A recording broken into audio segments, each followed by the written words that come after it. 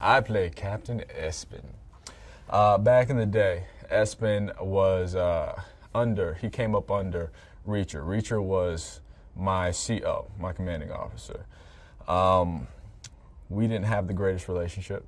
I was always trying to get ahead, trying to get a promotion, and Reacher, I felt, kind of held me back a little bit, said I was a bit presumptuous and a bit too steadfast. So now, I've reached the rank of captain. I'm feeling, good in my position, and when it comes down to Reacher, as far as tracking him down and trying to figure out this whole coup, there's a bit of pride here because now I'm in the driver's seat, or at least I think I'm in the driver's seat, and I can kind of dig back at Reacher. Back in the day, you didn't let me come up, but now, look who's the cat chasing the mouse. Of course, Reacher in Reacher fashion always has a leg up, but we still sort of go back to that old relationship of, the teacher and the student. But we figure it out somewhere along the line. He's absolutely great, and it's surprising and refreshing to experience that because his career has been so major. He himself has been, working at such a high level for so long that you would automatically think you're stepping into a bunch of pressure. But, a good attitude on set starts from the top down, and he comes on set to make everybody feel as good as they possibly can because he understands not only as an actor but also as a producer, I need to get the best product that I possibly can. How do you do that? You got to make sure your team is all on the same page and everybody is feeling good about themselves and they're passionate about what they're doing. So he comes in, he speaks to everybody. He's very kind to everyone, very, very gracious, and he makes sure that everyone's taken care of. And in a scene, he understands it's not about him, it's about the scene. So he's a very giving actor as well. If it's your particular take or your coverage or whatever, he's like, hey, look, what do you need? Let's make this work. We'll talk about the scene prior to going into it just so we know where we're all at.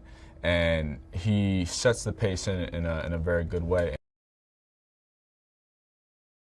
Working with her because, knowing her background, knowing where she comes from, she also could come onto a set. You might think, oh, there might be this ego or this high, but she comes in real simple, real cool, real inviting. She's lovely to work with, and she's just, like I said, she's just fun. We're sitting there shooting scenes in the middle of scenes and setups. It's Kobe, Tom, and I in the car. We're sitting there listening to the radio, partying, doing our thing, waiting for the next, for the next action call. And it's just been great because, coming onto a set like this, I felt invited. I felt warranted and relevant. And a lot of it has to do with my fellow castmates. And, Kobe's just got that warm spirit where you can't help but like her, New Orleans as a setting for any film is kind of perfect because New Orleans itself is a character. The city has so much vibrance, so much history, and so much there's kind of like just a life to it that you cannot fabricate, and it offers so much to a setting and to the actors, without us having to try for it. You can just feel it in the air. The music is there, the food is there, the look of it is there, the buildings are gorgeous, and you just look at a building, you see so many years of experience that you're asking questions about and trying to figure out. But it's also a beautiful city. It's colorful. It's magical for us and for what we need, and it's a perfect backdrop because it kind of lends itself to action and curiosity. For the viewers. Once you get dropped into a setting and you're on an adventure, you want to be stuck in there. You want to, just feel like you're in it. And, if you're looking at New Orleans on camera, you're already there. Nothing to figure out. It's just right there for you. You're going to get the same fun that you saw from the first film, only it's going to be like times 10. We have a lot of great actors in this film, so I think that once you're immersed in it, you're just along for the ride because the actors in this film are so convincing. But the storyline is awesome. It's fun. You're gonna dig it. You're gonna love it because I know we're having fun doing it. But you get to see different sides of Reacher that you won't expect. You're gonna see compassionate side of Reacher. You're gonna see a merciful side of Reacher.